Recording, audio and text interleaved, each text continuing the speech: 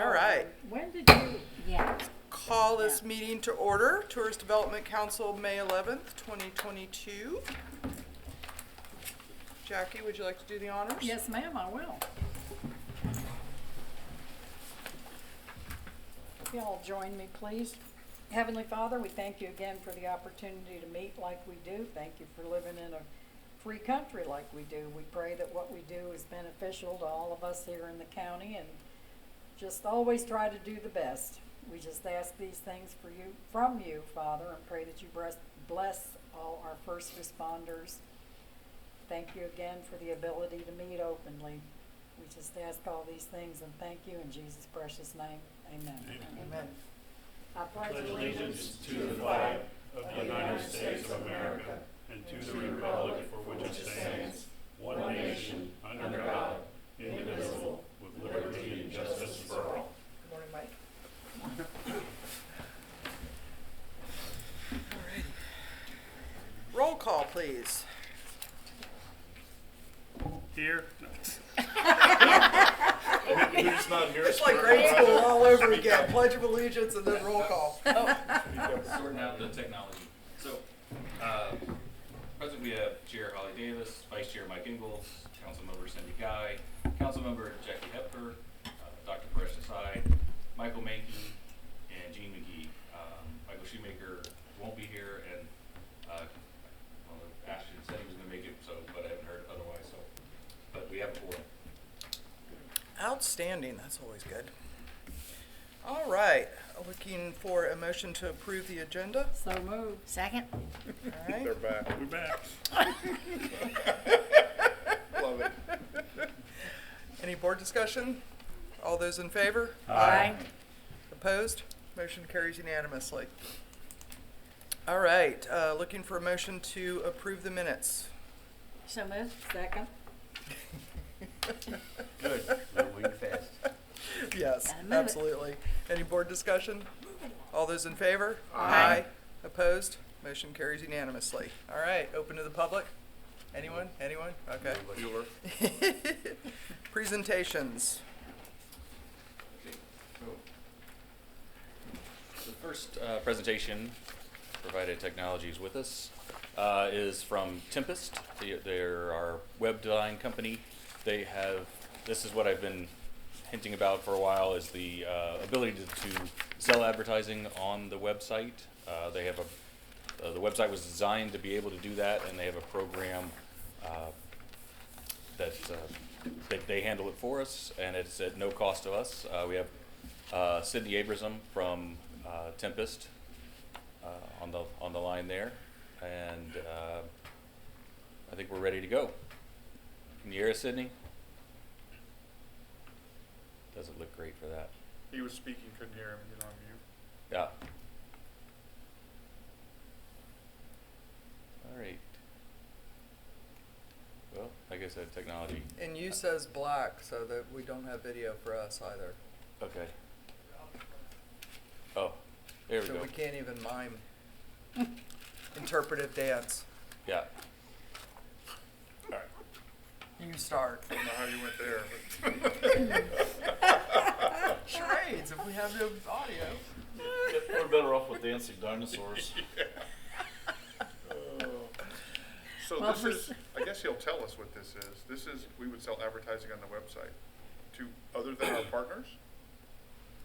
No, To find it's our for our, partners. it's our partners. If we have a So it's our co-op vehicle then? correct, Basically. as we're moving away from the previous model of the magazine, Gotcha. this is another opportunity. So not Chick-fil-A or anything, we're talking, you know, No, this is tourism part. right. And Okay. there's language in the agreement to that it has to be tourism product and things like that. Yeah. Okay, Did you really just Interesting. invoke Chick-fil-A? I did. Alrighty. I don't know how I came up with that. Major Tom to ground control. Who is the picture of you? That's Charles. That's our That's what I IT thought. guy. Thought that might be you, Charles.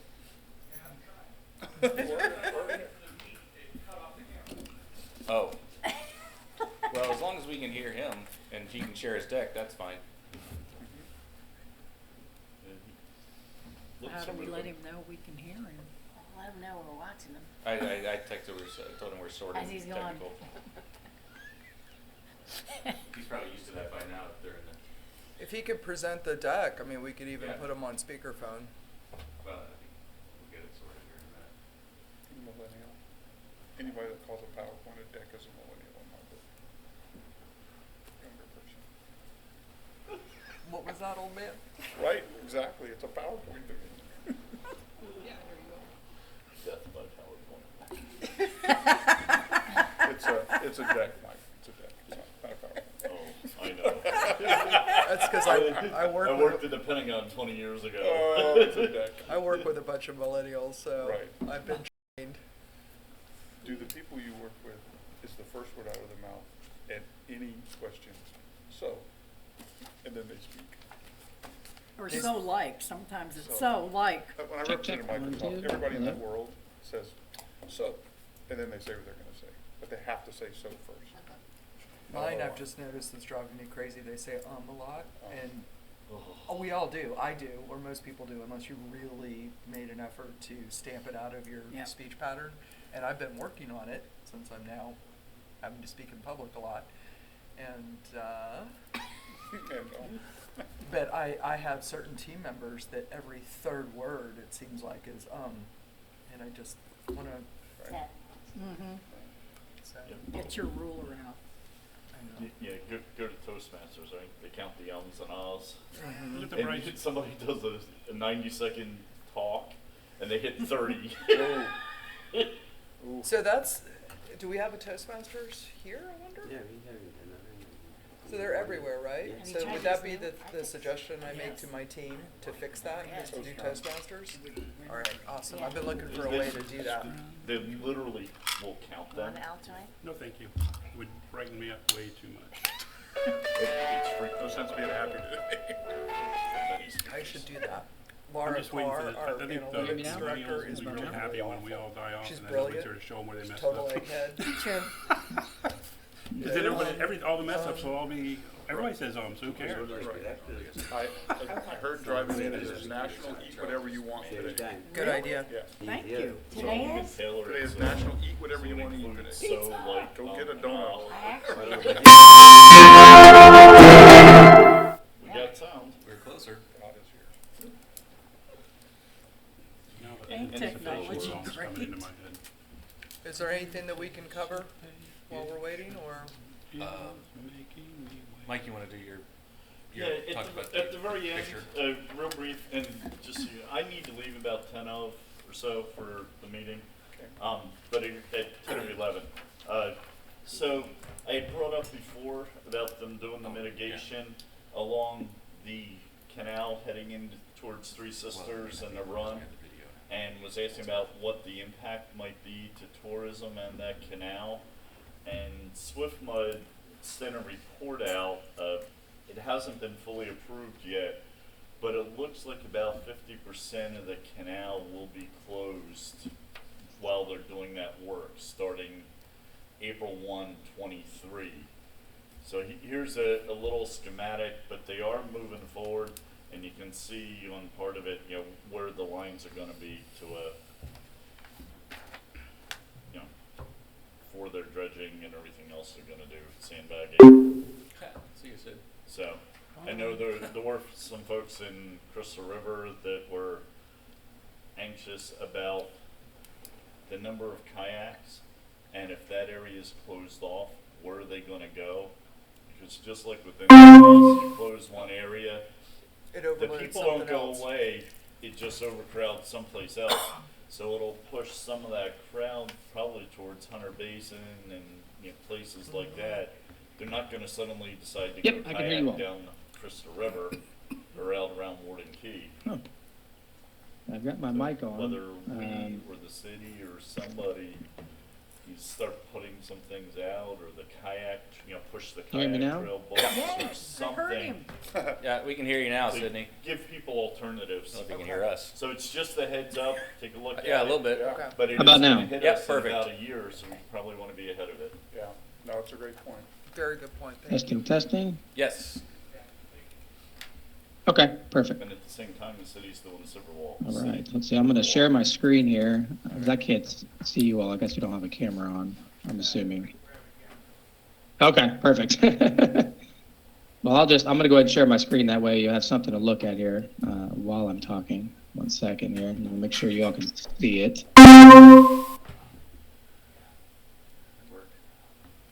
Was that loud? Can you all see the screen and everything? Yes. Yes. Perfect. All right. Well, yeah, I appreciate you taking the time today. I know you all are definitely on a time schedule, so I will keep it simple. But definitely wanted to share a little bit what we've been working with John and the hopes of getting our this program started. We were fortunate enough 3 years ago to launch the Crystal Rivers website, and I must say, ever since then, it's definitely one of the best performing sites in regards to traffic and just overall engagement and the look and feel of it. So we're really excited to potentially get our Destination Signals program getting going. So I wanted to give you a little bit more information about what is Destination Signals and some of the ways that we think it could bring value and perform in Crystal Rivers and the community. So a little bit about the program. So basically what we're doing at Destination Signals is when we launch a destination website, we're trying to find ways that we can then further involve community partners. Once a website's launched, we launch these for the community. We want the destination, such as Crystal Rivers, to be their community's greatest asset. So how can we further connect local business partners, stakeholders within the community, and get them more involved with the website and have a feel that it's basically a shared community asset. Through that, we do that through our native advertising program. So that is what Destination Signals is native advertising, and the different opportunities, obviously, to offer those to the local businesses and getting them ahead of that qualified audience that's coming to these destination websites. Travelers, locals, business groups, meeting planners, convention attendees, whatnot. But obviously that is a very highly qualified audience. The most important part about this is that it's completely free to implement for the organization. So there's no upfront cost for Crystal Rivers, for John and his team. This kind of goes back to our whole motto at Tempest, is being relationship driven, community driven. We want to provide as much as we can for the destination to really connect to the community and to involve the community. So this is completely free to implement. Obviously, the only thing is housing it on the website. That's really the only upfront thing that they have to do. But really, essentially, promoting the value of the destination and the destination website, obviously, to the community. And with that, I wanted to summarize really quickly just how valuable the Crystal Rivers website is. These are numbers that we pulled from last year, so last calendar year, January to December. To see 2.7 million total page views, that's really impressive. That's definitely above the standard. Seeing over a half of that within the things to do, food and drink section, that's really impressive because that's where you get a lot of that foot traffic. With destinations that we see are attractions and obviously places to stay, but then where can we eat and drink while we're in the destination? So that's really promising to see. I took a quick peek before joining on here, and what we typically have been doing is looking at pre-pandemic numbers. So we always try to compare what are numbers looking like now to back to 2019 pre-pandemic, and this traffic is about 136% up from pre-pandemic back in 2019. So that's very promising. Which is why we really are excited about potentially getting this program going and involving the community members more to get ahead of this valuable traffic. Cindy, are you... So a little bit of breakdown of our program, and these are kind of the ad placements that we have. Is there a chat we with try to you? obviously, everything's native ads, and I'll get into that in a minute, but everything's based on hierarchy. So it starts with the peak ad. We have a feature block ad, which you see there. It's a three block ad placement, and that's a run of sight. It's the one run of site placement that we have, which essentially means that it's pushed throughout the entire website. So if a business comes in and they really want to have the highest impression as it relates to, getting ahead of that audience, then, the feature block's the way to go. And then we have ad placements that range from, editorial ad all the way down to feature listing ad. And I'll break down the prices in a minute, but you'll see that, what we try to do is really have a broad range of prices to accommodate every size business, whether it's a hotel, or a small, mom and pop shop or a family-owned business that essentially doesn't have the budget to work with, we can always work with that. And that goes back to being, community and relationship driven. Can you all still hear me? No.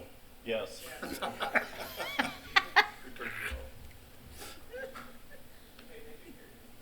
Okay, perfect. I heard some beeping, so I was just making sure.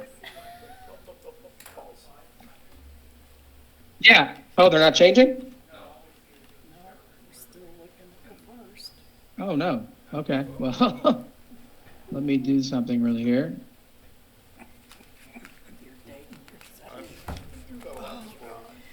Time for the interpretive dance. Here we go.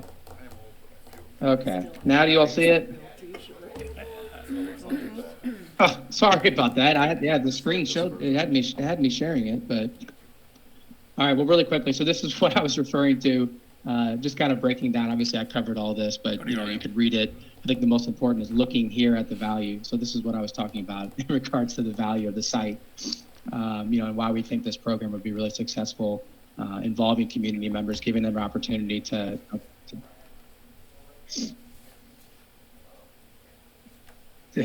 do the native ads, to look at 2.7 million and see these page views. And I'll send a copy of the deck over to John. He can share you all and you can look through this. But, these are really above standard for most of the websites we build, and this is really promising. And knowing that these numbers, are 130, 40% up from pre-pandemic numbers. And just this last quarter, we pulled some numbers for the traffic, and it's 40% up year over year from last quarter, from last year. So that's really promising. And kudos to John and his team for doing what they do for the website. So that's really, really good to see. This is what I was talking about with the different ad units we offer. Everything's based on hierarchy.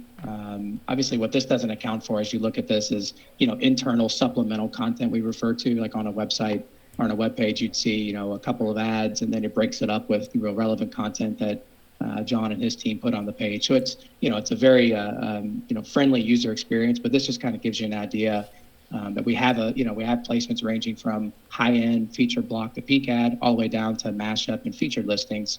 And I'll break down those prices in a minute, like I said, where you'll see it's a very broad range of prices to accommodate, every business type and every size, just because we work in communities and we get that every business has a budget, or maybe some don't even have a budget, and we can really work with any business type and any business size.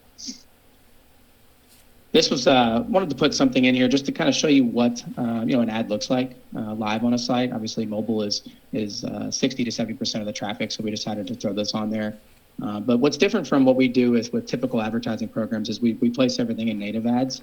I think this is why you'll see really, really good performance in Crystal Rivers, just because what people are looking for. And essentially what we do is we do clean, high quality photography, high res. We always have the ad disclosure, so that's obviously sponsored by whatever attraction or hotel or restaurant that may be. That's their accreditation. And then we always use some type of catchy headline, something that really looks interesting. Professional copywriting done by our team, or obviously creative can be supplied. And then a really good call to action. And that call to action can say anything from learn more to experience to book now. We can get really creative with that. But we try to keep everything in the brain and the flow of the site. That way, as people are looking through these websites and they see a sponsored ad, it engages them, but it keeps them going. It keeps them on the website because we don't want them to click the ad and then not come back. So essentially, that's why we do the native advertising. And this is, this is the look and feel of it. Something else that we do that I think would be really successful, in Crystal Rivers is sponsor content. So we actually do sponsor blog posts. And essentially what we do with that is we will work with the business, and our team, our creative team, professional team will come in and actually research the business and come up with a topic or two, or maybe even 3 topics that we think will perform really, really well and engage an audience. And we'll actually optimize and write a blog post on behalf of that business. It then lives on the blog site, in this case of Crystal Rivers blog site. And then we actually have 2 house ads that we'll implement to promote that blog post on the site, in addition to 2 social media posts. So it's kind of a unique creative package, but it's something that, if it's an attraction or something that you can experience, maybe has, 5 to 10 things you can do. Maybe it's the top 10 ways to experience, an attraction, or lessons on, swimming with manatees or whatever that may be, but we can get really creative with that and It's just something else that we like to throw in there to also, drive additional traffic to the blog, because blogs are really a big hit for destination websites. So here's what I really wanted to do with breaking down prices, and I think this will help, help everybody understand really, truly just the flexibility and the relationship community-driven part of our program is, as you're looking from the left to right and you see the feature block, obviously being that run of site highest placement, that would be at around $250 a month. But as you look into the individual placements that we place on, various pages, the ranges are anywhere from $20-$25 a month all the way up to $200. So you can see that, if it's a small business or a mom and pop, we want to relate to those and make sure that, obviously they can afford that, and be involved in the program. And if there's a business that has a higher budget, we can also work with those. But we tried to make sure we have a very broad range to deliver the value, but also work with them and make sure everybody's involved. So that's really important to us. And with our sponsored blog, this is something we actually just changed. We're actually going to be offering a 3, 6, and 12 month. Again, we had some feedback on maybe an event wants to have a sponsored blog running just for 2 or 3 months before the event. We can work with that now. And if it's a business that wants to be up all year long and stay relevant, we can work with that as well. So we try to, again, be as broad as possible. This just kind of gives you an idea of that. This is the biggest part of the program, and why we're really excited about the potential working with John and his team is, typically our model for this program is a revenue share model. So in a normal case, it's about 50 to 60% revenue share. So half the investment goes to, obviously, Tempest and Destination Signals to fund the program and deliver value to partners. The other half goes back to the destination for them to use in their marketing budget, whether it's advertising or marketing the website, doing content development, whatever that may be. But in this case, John and his team are going to forego their revenue share of the program and actually fund the program so we can offer discounts for partners. And this is the first time we've ever done this with the program, but really exciting to do it. So, I think this would really help promote longevity. So in this case, obviously, for an example, if a partner's invested $1,000 for 1 year, if they want to renew that agreement year 2, they'll get the 15% discount. And then the better part is if they continue to renew in year 3, we'll do the 30% discount off of that second year amount. So as you can see, the longevity really gets a valuable deal for a partner in business. And again, it goes back to really trying to work with businesses in the community to work with all budgets and really just try to deliver that value and have that connection with the destination. So this is a really crucial part, which is why I think, this is going to be really successful. So really quickly on the community engagement, and I should have told you this before, but obviously my role as community engagement specialist is I am the one that's actually working directly with the partners. So I'm the one that's in the community, talking to the partners, working with the destination and John and his team, delivering messages that a business may say or want to deliver to John and his team. I can kind of be that liaison person, but I'm the one that's in the community, making 2 to 3, maybe even 4 community visits a year, visiting with new partners that may be interested in the program, learning more about their business, meeting with current partners that would be advertising, learning about new initiatives they're doing or additional ways that we can help. But really just trying to keep it relationship focused and making sure that, the businesses know that it doesn't stop at the transaction. Once you invest in the program, the communication is ongoing. We actually try to do a lot of partner education to where we will send, campaigns out to the partner list, educating even partners that are advertising or partners that aren't advertising on, ways to use Google Analytics, free ways to use tracking codes, professional copywriting, social media posts, anything that we can do to help educate businesses on, whether it's advertising or not, ways to really boost your business within the community and to attract those visitors. We send partner insights, so we'll actually send quarterly insights to the entire partner list, breaking down website performance. And that could be anywhere from, where the audience is coming from each quarter, demographics, location, trends of, what quarter was busier than another quarter, just anything that we can do to give, a further insight to business partners and in the community on how the destination site is doing. And then lastly, this is really big as well. We offer a lot of complimentary services. This goes back to that relationship community driven. We want to provide as much flexibility within our program to the businesses. So that goes from anywhere from professional copywriting to unlimited ad copy updates. So we can actually do unlimited updates to any ad placement. It could be monthly, seasonal, twice a year, quarterly, whatever it needs to be, we can do that. Just to stay relevant with what businesses want to do and getting their messages out in their own marketing. Flexible run dates. Well, most businesses do sign up for, the 12 months. Obviously, hopefully in this case they do, since we can offer those discounts. And we can do unlimited copy updates. We can do 3-month ad runs. We can do 6-month. We can do special event promotions. We can get very flexible with that just to work with every business type. Providing annual, quarterly, and or monthly ad performance reports. So we will always send an advertiser monthly and or quarterly ad reports, breaking down clicks, click-through rate, cost per click, impressions, just so people know how are the ads doing. Again, it doesn't stop with the transaction. We want to make sure that we're staying in touch with everybody and letting them know how things are doing. Always doing ongoing ad monitoring. Since this program started about 3 or 4 years ago, we've never had to step in because an ad hasn't performed well, just because we do see really good performance with native ads. But we are always watching things, and if we see that an ad's not performing to our standards, we'll either intervene, implement a house ad to provide additional traffic, or reach out to the partner and say maybe we do a creative update, or maybe we throw in an extra spot somewhere else just to get that traffic back up to where it needs to be. But we're always monitoring that. And lastly, good cause promotions. And this is kind of unique. So we work in Roswell, Georgia, and we just did something with this during the pandemic.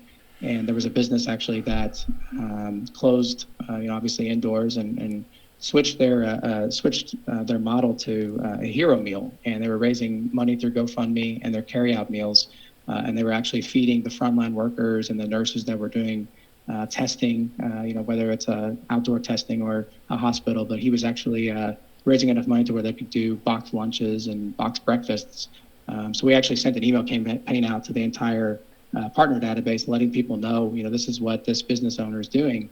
And we got really good feedback, and I think he saw a significant jump, in the GoFundMe. So that's just something we're always doing, just to try to help partners out. If there's a good cause potential, we're always here to do that. And that's about it. So that's kind of sums up the entire program, from start to finish.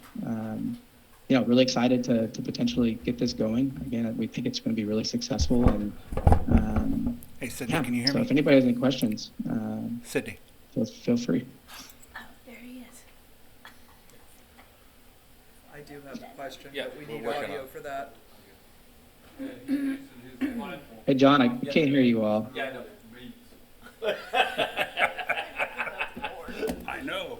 They can't see you either. Don't give up, young woman. I liked your They could type it in the chat thing. He saw that.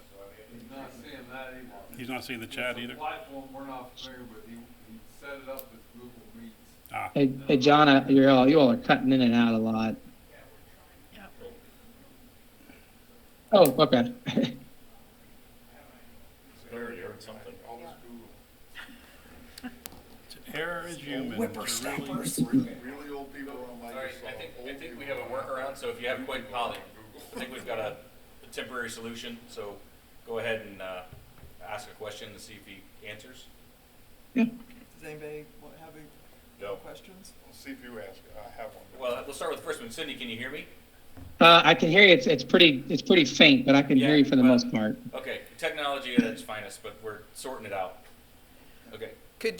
Sydney, can you Yes. hear me? Okay. Can you tell me a little bit more about the sponsored blogs? For example, because I run a marketing firm and we have blogs, and obviously they go on client websites forever and ever and ever and ever. And a lot of times those leverage year after year, and we'll have blogs that are 3 years old that are driving an insane amount of organic traffic to our clients' websites.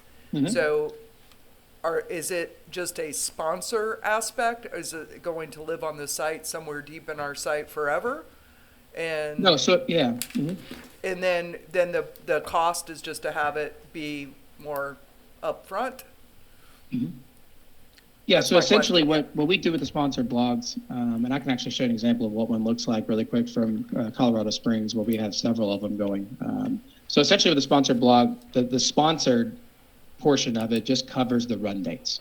So if it's a 3-month or a 6-month or a 12-month sponsored blog, what that essentially means is if it's a 12-month, the blog is being optimized for 12 months. It lives on the blog for 12 months. We're running house ads to the blog, those 2 house ads for 12 months.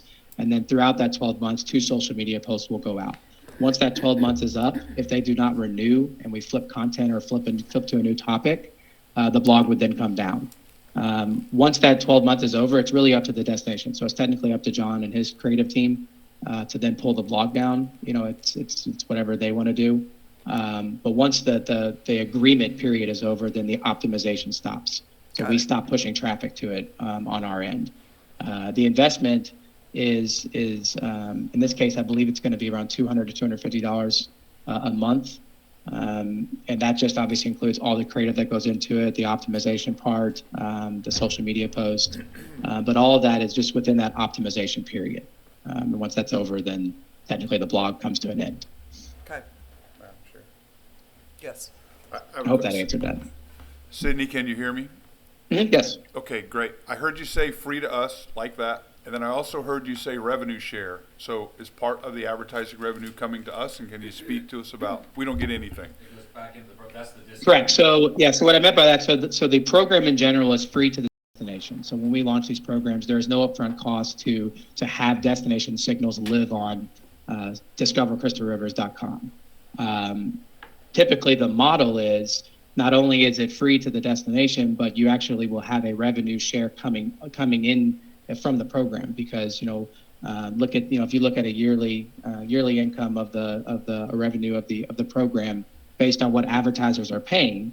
Say it's $20,000, 50% of that goes to the destination, 50% of that comes to us to then obviously fund the program. In this case, John and his team are going to forego that revenue to where there's no revenue coming into Crystal Rivers. It's actually going to be funded back into the program to where we then can offer those discounts. Okay. So with that revenue, additional revenue coming straight into our program, basically 100% of it, we're able to offer 15 to 30% discounts based on longevity of keeping partners involved in the program.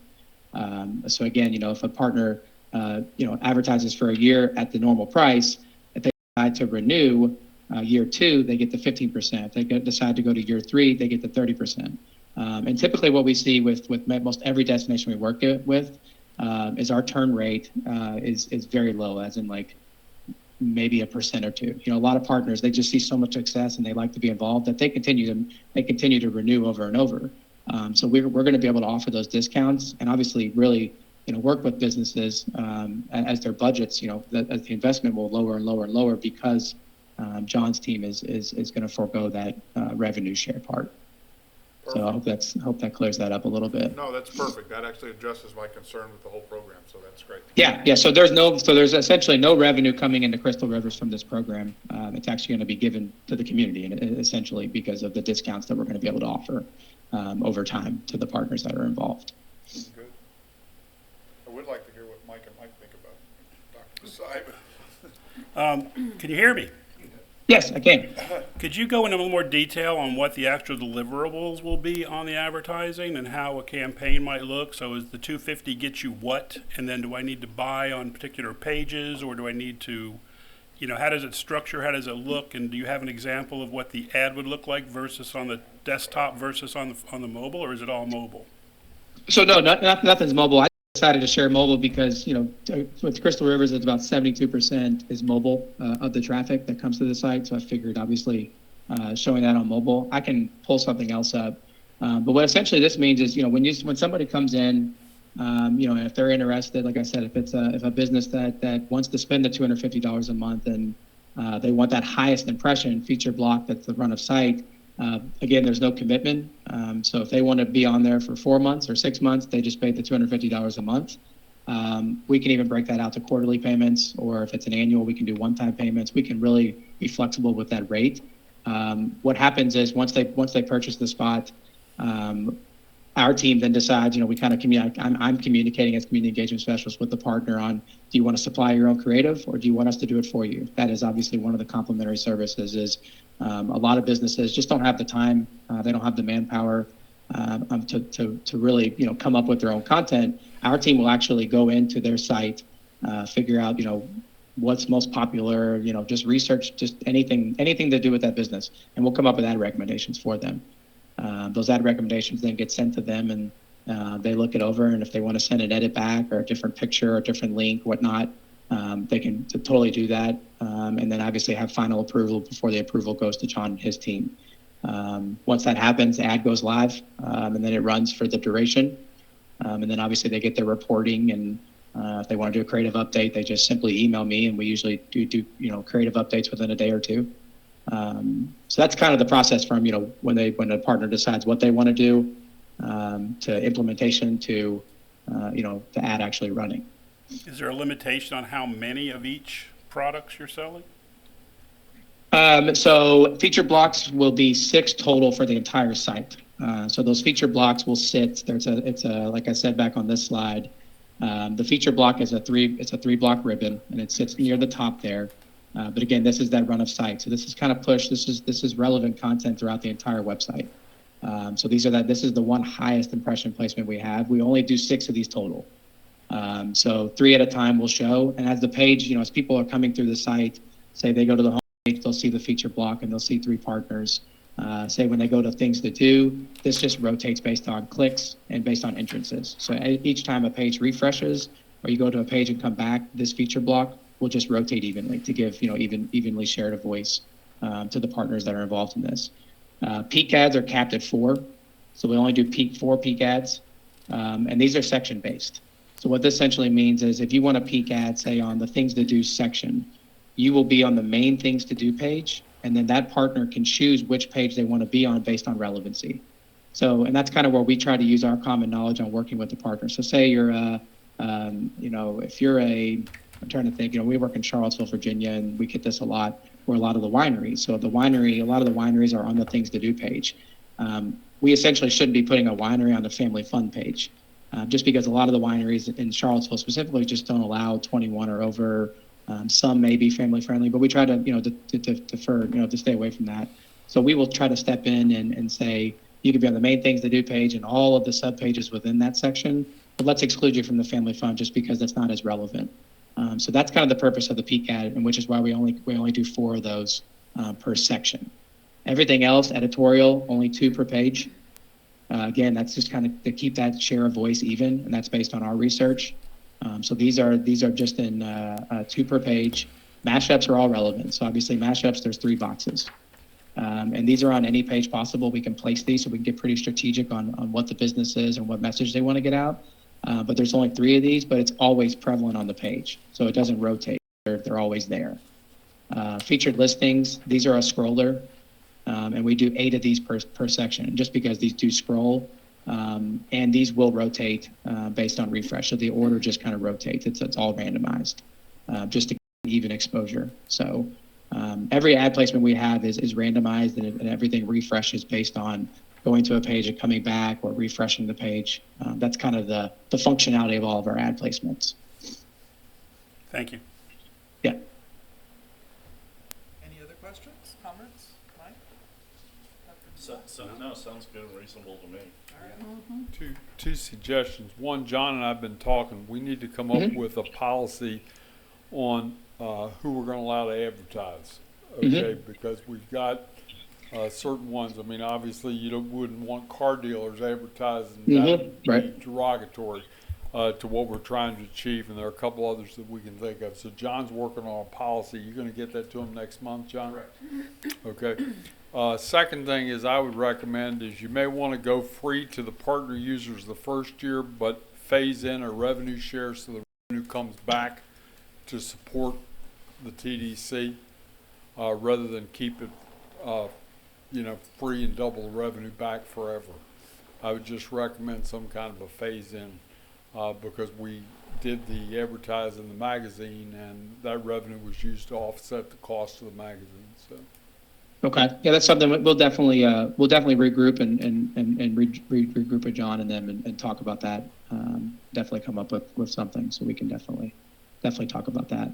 I will tell you, as regards to the outreach, the unique part about our company is most everybody in our company comes from tourism and hospitality. So I live in Louisville, Kentucky, and where I work out of, and I actually worked here at the Louisville Convention Bureau for the last 7 years before joining Tempest. And we actually worked with Tempest. So I have that knowledge of a partner base, and part of my role as community engagement specialist is I'm actually, I am doing the outreach to the partners on behalf of the program and figuring out, what partners would be interested or what partners should be, the first on the contact list. And that's something we really try to do when we first start this program. Before we do any kind of research or any kind of outreach, I always, meet with the destination. So I'll meet with John and his team several times, whether it's in person or virtually, and go through the partner list. So we'll actually pull out the entire partner list, and we'll go through and we'll pinpoint, first 20 people we need to reach out to, or these are people we need to maybe stay away from, whether it's a car dealership and making sure that they're relevant partners, but using the knowledge of John and his team to make sure we're doing that the right way. So that's something we're always staying on top of. And we're doing that continuously throughout the year as new partners may join or the partner database kind of is different. That's something we always try to stay on top of and use their knowledge as well. And the point of doing community visits is to meet with John's team and learn about new things going on or new partners or anything that we need to be aware of. We're always trying to stay on top of. So. Awesome. Anything else? All right. So I think, just a, I don't know if there's a need of motion, but something, so when I send the contract through for signature, that there's the TDC, Yeah, I was about to call for a motion, but I Okay. didn't know if we wanted to say goodbye to Sydney for. oh, sorry. Thank you, Sydney. Appreciate it. Yes. No, thank you all for your time, and you all have a great rest of the day. All right, you too. Thank you. All right, board, what's your pleasure? I move we go forward with these most impressive, and they appear very eager to, if that doesn't work, everything's not written in stone, and with everything as fluid as it is, I like that, to where that didn't work and let's try this. So I was impressed with the presentation. Excellent. So your motion is to approve the destination signals program, and we have a second. I second it. Any further board discussion? My only comment is, I'm not sure there's anything to approve except for approving continuing the concept and development of it. Right. There really isn't a program that, nothing's defined. We don't know what all the boundaries are going to be. So John? I'm not really positive what we're approving versus giving John and team the authority or the okay to move forward, exploring it and fleshing out the details. We don't know the rules on the partners. Well, we have I a don't know if contract. that pricing's exact yet. So, the reason I've been hinting at it for a while was I was working through the contract with legal to create some of the things, the point that Randy mentioned about who can advertise on the site, that's structured in there. It's based on state statute and also as a tourism promotion, so that it gives us the ability to have paperwork on why people are in and people are out. So I guess the only thing is the actual pricing structure, but the program is what was presented. That's the model. And I had no problems with that. Yeah. So yeah, we have the finished contract, just waiting to run it through the normal signature cycle. So. Before it goes to the BOC, should we have the policy approved by this board, though? The policy on who's in and out? Well, that's written into that's part of the language of the contract. I think the other language we're talking about is much broader, so almost like an administrative regulation. This one is in there in terms of, I guess I can't remember the actual term, but maybe it's eligibility to purchase the ads. That's already in this agreement between the county and Tempest. Okay, that we will be setting the eligibility. It's already, well,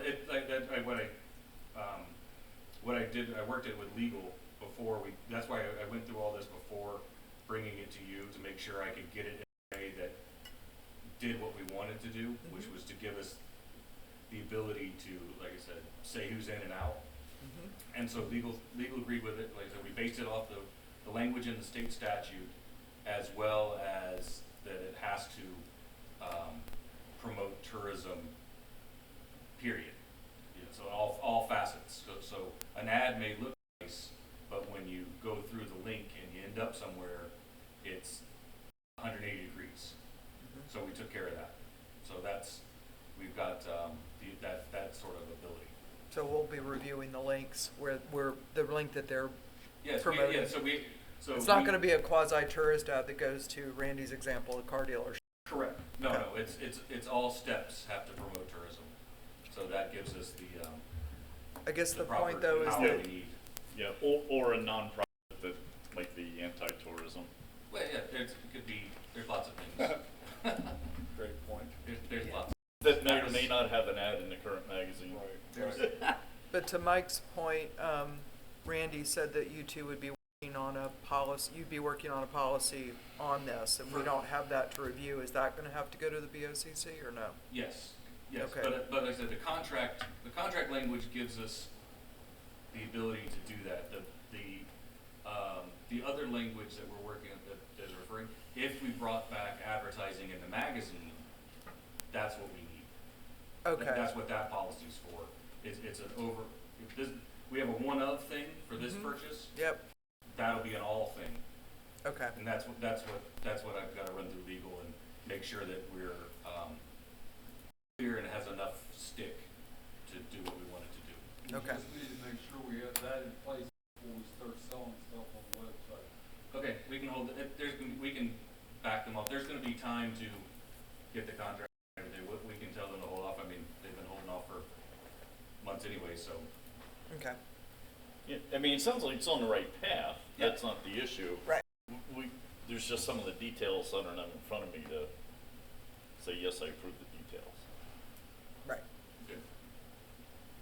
But So but staff is saying that they're, meaning you two, is Yeah. saying that this is enough to go to BOCC as it is, what you have prepared? As a one-up, yes, I Okay. believe so. Because like I said, that's what I went back and forth between Tempest and legal to make sure that all these things were lined up before I presented the actual program, Okay.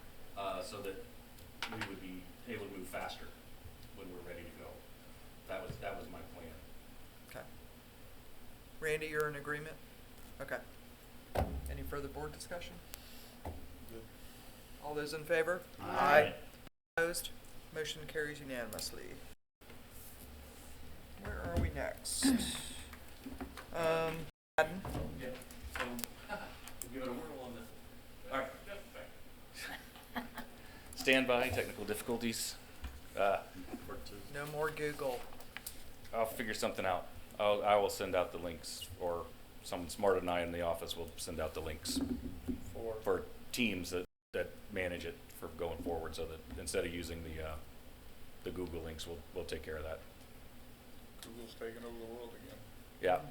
So did everybody look at the AR examples at the end of the deck? Anyone? That would be a no. Oh my God, they're awesome. Am I the only one who did my homework? I read the deck, but no, I didn't make it to the links. Oh my goodness, this is like a big cost. We need to look at that. So I checked with my ad agency people, and everybody was like, go for it. Augmented reality. Hmm? You said AR, and I'm like, augmented reality. Okay, got it. I thought you meant accounts receivable. Right. That's where my head went. Too many acronyms. What was that money guy? I was like, I immediately went to the financial pages when you said AR. Who owes us money? Wait a minute. They're there.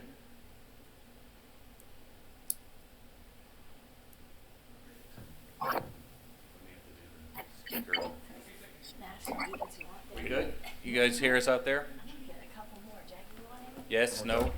See anything you want? No. Doesn't. Looks like a no. Looks like no flinching.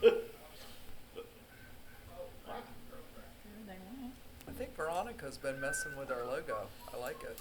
Go ahead, Cindy, eat whatever you want. Oh, Double. that's a Charles has It's, been. I think it's directly from our seal. She's trying to simplify our seal. to Thank make you, a- Deb. If they would make Easier gluten-free, mark. I'd eat the whole mall.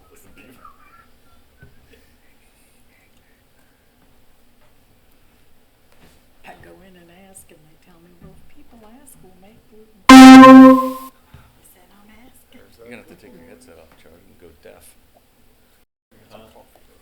Yeah, right.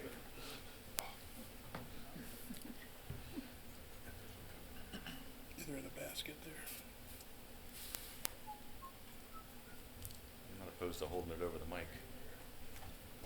Hey there. Yeah, now we can hear you. We hear you, but we can't see you. Yeah, the seeing is not gonna work so well, so you're gonna have to just pretend.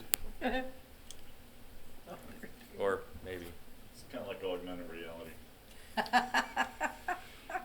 You know what they say, to err is human. To really foul things up, it takes your computer. Yeah. Hello again. Okay, I know. I think, We could at least tell them that. so are you able to hear us, TJ, Jen? Let them know. Yeah, we Yeah. can kind of hear you, but it definitely isn't the best quality. Yeah, it's not very loud.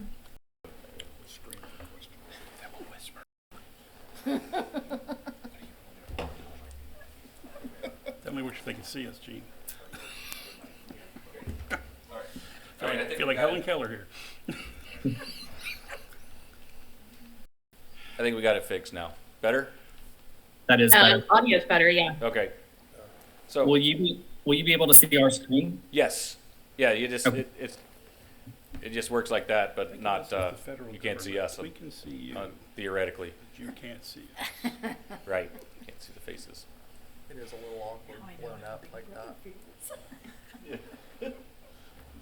face just We used to be able to see you. The tail is, tail's not quite there either, but the face is worse. I think Charles said that's something he's doctoring up. That's not Veronica's work. Charles oh yeah? is playing around with logos and such. There goes the brand standards. Yep. No, the communications department and overall, Veronica really thinks we need a simplified version of the seal, which I don't necessarily disagree. I think it's a good seal though. It's great for the wall. It's tough on a shirt. The needlework. So a lot of embroidery. Yeah. Yep. You guys are on mute. It's like a 57 color embroidery too.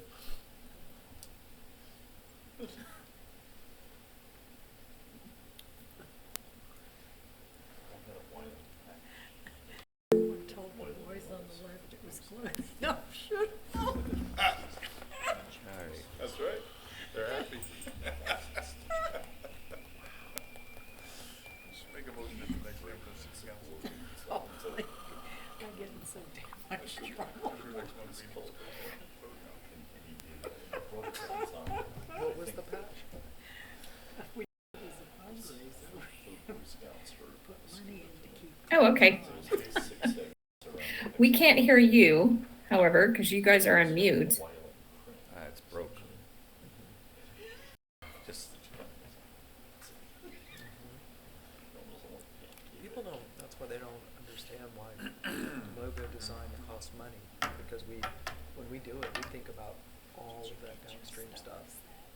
That's why the Nike logo is so brilliant. Even though literally a kindergartner could have drawn it, you know?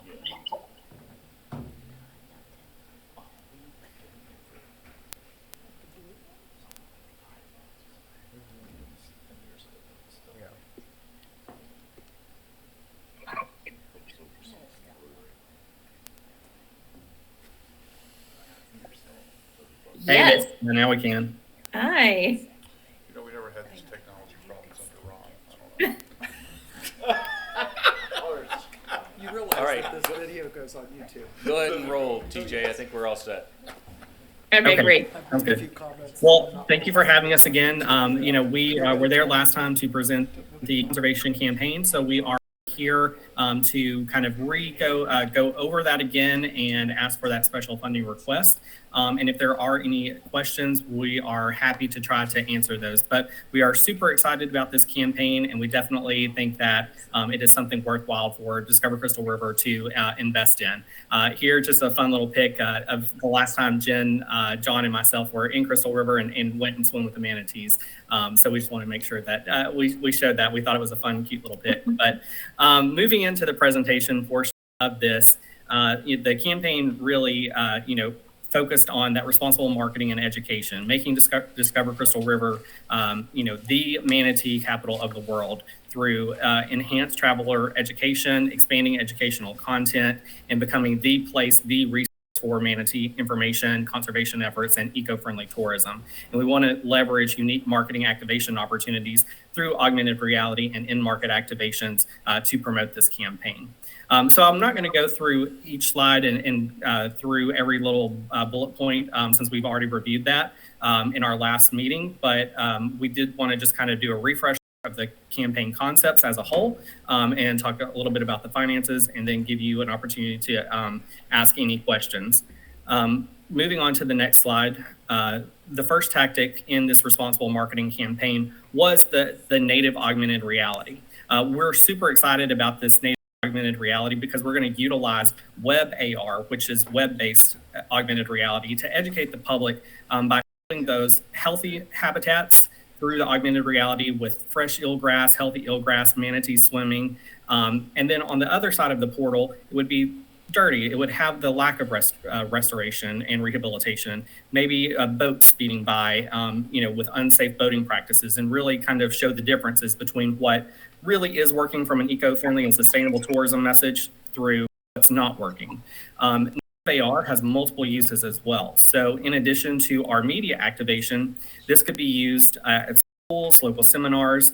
We really think this would be a great benefit for Terry to use on sales missions and trade shows, as well as the whole team when speaking to fam tours, to riders. It would be a great place to really, take those international markets or take those riders and immerse themselves within Crystal River even before they get here, to build up that excitement and want them to come to Crystal River and explore the destination. We also would have this technology, you would own it, and we could have other uses such as other formats and promotions and IMAX theaters as well. We did get a couple of questions about this for other uses of the platform. We do see this as a huge brand awareness play that we would include within our media buys itself. And we would also work with Hayworth to really expand upon this program and get a lot of press coverage as well for those people who are interested in eco-friendly tourism. The cost for native augmented reality is $186,000, which includes the development of the platform itself, as well as the hosting for the year as well, for the 12 months of the portal subscription. On the next slide, we've just broken it down a little bit further. So for the experience itself, it's $150,000, and for that licensing and hosting of the portal, it's $36,000 annually. Out of that subscription for the $36,000, we get 500,000 views per month included in that price point. We do have options to scale that as well if the campaign was even more of a success. The native augmented reality does take a little bit of time to get developed. So in order to have this manatee season, we would need to start acting sooner rather than later. It takes about 9 to 15 weeks to get all of the capabilities, the 3D animation, the augmented reality portals developed and go through that Q&A process.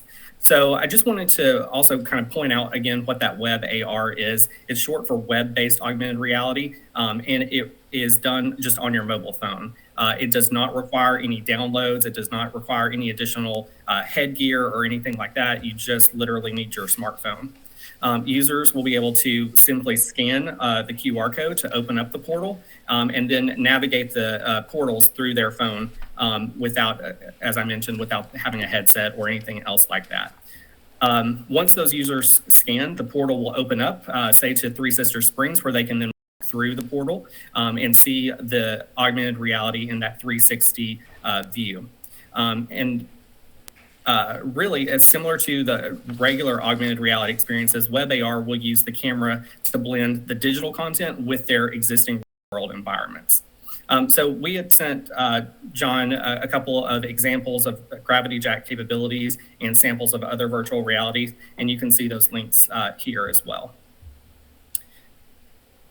On the next slide, just talk a little bit further about that and how that would work. We've got a mock-up example here of somebody, scanning their phone with that QR code and then walking through that portal, seeing that amazing manatee in the eelgrass there. We do propose having dual portals. So one portal would be for the eco-friendly, sustainable approach that has the crystal clear water, swimming with the manatees, all the great things that eco-friendly tourism allows for the habitat itself. The second portal would be that unfriendly ecotourism, if you will. It's where boaters will speed by, where there is not the eelgrass rehabilitation, where it maybe has polluted water, things like that. So it really shows the difference of what eco-friendly, sustainable tourism is and what it is not. We'll also have a section in the augmented reality portal to learn more about how you can be better stewards of the environment as well through educational content, resources, how you can get involved, how you can donate either money or time to help support some of the sustainability efforts. So we really think that this would be a great way to get people who maybe aren't familiar with manatees or maybe aren't familiar with Discover Crystal River to really have that first experience of swimming with the manatee, finding out what manatees are, and then getting them excited to come to Discover River. On the next slide, this is just a mock-up of some of the ideas that we have of what that portal could look like. Each panel, of course, is looking through what would be your smartphone, and as you scroll through your smartphone, you would see the different elements as you moved about through your environment as well.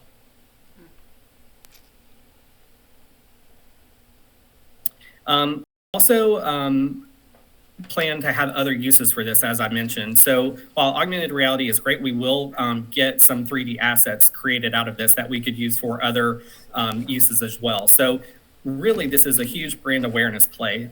Really getting people familiar with manatees and familiar with the destination itself. We would also include this in our annual media buy as opportunities for people to still have that experience without having to be limited to just the in-market activation itself. We also want to make sure that we partner with Hayworth to really make sure that we are covering all the bases from a public relations standpoint, making sure that we're sending out press releases about this, making sure that we're getting the media involved in our in-market activations, and making sure that we're reaching all the publications and all the riders who are interested in eco-friendly and sustainable tourism, and making sure that they are aware that Discover Crystal River is being one of the leading organizations of manatee conservations and really promoting eco-friendly tourism, not only to visitors, but locals as well. Through this technology, we would also plan to have either IMAX or 3D theater placements as well, because we would already have this technology developed. So we want to find multiple uses to maximize this investment for you. And then, as I mentioned previously, for Terry and Jody and the team to really have access to this for fam tours, media missions, and things like that.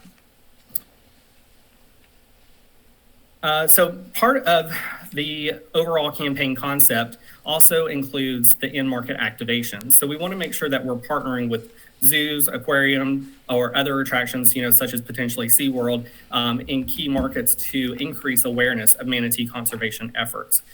So we propose looking at a variety of different zoos and aquariums and attractions and RFPing them, really making sure that we are getting the most bang for our buck from these organizations to make sure that they are offering really works for the activation itself, making sure that we're maximizing what all opportunities that they can leverage from their social media, from their marketing efforts, and anything that we might not necessarily know to ask for. That's why we will put it through an RFP process where we can really see the best of what all of these zoos, aquariums, and attractions could offer Discover Crystal River. Each location we are proposing will be about $50,000. $25,000 goes to the activation and securing the location itself, with the other $25,000 having support from a media standpoint. So making sure that we are promoting the activation, making sure that we are having co-branded, Facebook, click to site, discovery ads, all of that media that's driving the people to the activation itself while they're in market. We will also make sure that we are geofencing these locations as well with our data partner called NEAR. The great thing about geofencing these locations is we will be able to actually track those people who come into the geofence with these activations and then have an attribution report once they show up in market. So really trying to figure out how we can tie the traffic of the activations into an ROI standpoint and making sure that they are coming to Discover Crystal River. But I do want to stress, this really is of a brand awareness play, not necessarily a correlation between the heads and beds, but also brand awareness too. So for this, we are requesting 4 locations at $50,000, so $200,000 for the in-market activations. We will have more information once this gets approved and that we can present to you at another board meeting in terms of what each location will offer us, how we can get educational groups involved at each location, such as field trips and things like that. We also, there was a question from one of the board members about static wraps in locations. And so that would be to be determined based upon that RFP process. Because we don't necessarily want to look at something such as Carvitas, who would require a much larger budget and not necessarily will give us the coverage that we're looking for in that specific location. We're looking for something that is a little bit more tailored to the zoo or the aquarium itself, such as the shuttle bus through the parking lot or seating areas within the park itself. Or maybe, even on the back of your admission tickets, having a message about Discover Crystal River. So really all of those details would come out of that RFP process. Just through our conversations with some of the locations so far, we have the Cincinnati Zoo has already expressed interest in participating in this program. They thought it really was a great idea to promote sustainability and eco-friendly tourism, and that really aligned really well with their missions as well. Now, part of this other, on the flip side of this, we were talking with one of the zoos, Columbus Zoo actually, and they came back and said for their in-market activation, the minimum cost is $200,000 alone. So that's really where we wanted to make sure that we're RFPing a variety of zoos, aquariums, and attractions to make sure that we're getting the best bang for our buck, because obviously we don't want to spend $200,000 on just that one location. We really want to make the most bang for the buck and maximize the budget to as many locations as possible. So while we will still go back and ask the Columbus Zoo, even though it is $200,000, we are finding that during our conversations with some of these zoos and aquariums, that because of this specific focus and messaging on educational content, on eco-friendly tourism, on sustainability, it really aligns with their mission as well. So some of the zoos and aquariums could be more willing to waive some of that fee and allow us to do that at a cheaper price point. So those details would come through the next step in this process through that RFP evaluation. And then lastly, we really want to make sure that we have the content that is needed to sustain this campaign. So having the virtual reality, having that portal for the educational content, having that portal to get people to understand how they can be involved and how they can participate, how they can volunteer, how they can donate, really having an educational portal within your existing website. So you still capture all of the traffic, all of the analytics, the SEO benefits with this updated content. So we are proposing creating new additional content for a variety of age ranges for this campaign, since we will be talking to school-age children as well as adults and boomers. So a variety of content levels for various age groups as well. We also want to make sure that we are pushing forward by having a presentation layer and a custom first-person story that's really immersive, that really pushes the user again to further learn about the destination and the environment by having a more immersive experience within the website, not just a simple blog post or something like that, but something that's really engaging and pulling on those emotional strings. Because how cool is it to swim with a manatee? It's a once in a lifetime experience. We really want to get that message across to a variety of people. So with that, we are asking for $28,500 to develop all of this content and develop the presentation layers to accompany the campaign, not only for the in-market activations itself, but also for our existing annual media buys, and then to have a place in the portal itself. So on the next slide, our total request for special funding for the augmented reality, it breaks down to $186,000. For our in-market activations, that is $50,000 per location, and we are requesting at least 4 locations, so $200,000. And then for the educational content expansion, $28,500. That brings our special funding request to $414,500. In terms of other questions, I'm just looking here to make sure that I've covered everything that was asked. So if this is approved, our next step would be to, of course, work with the development company to develop the augmented reality experience, as well as RFP the zoos, the attractions, and the aquariums. Once we go through that RFP process, that's where a lot of these details will start to form and shape up, and we're happy to report back at another board meeting of what all of that information would look like. So with that, I'll open it up to any additional questions and feedback from the board itself. Questions, anyone? A lot of money, $500,000. I know. How do you measure the return? Just say it fast, it doesn't sound bad. I had some conversations with John about measuring return on various aspects. Do you want to? Well, I mean, I think that is the key, is what, so I guess TJ and Jen, to that point, the actual measurements are how are we,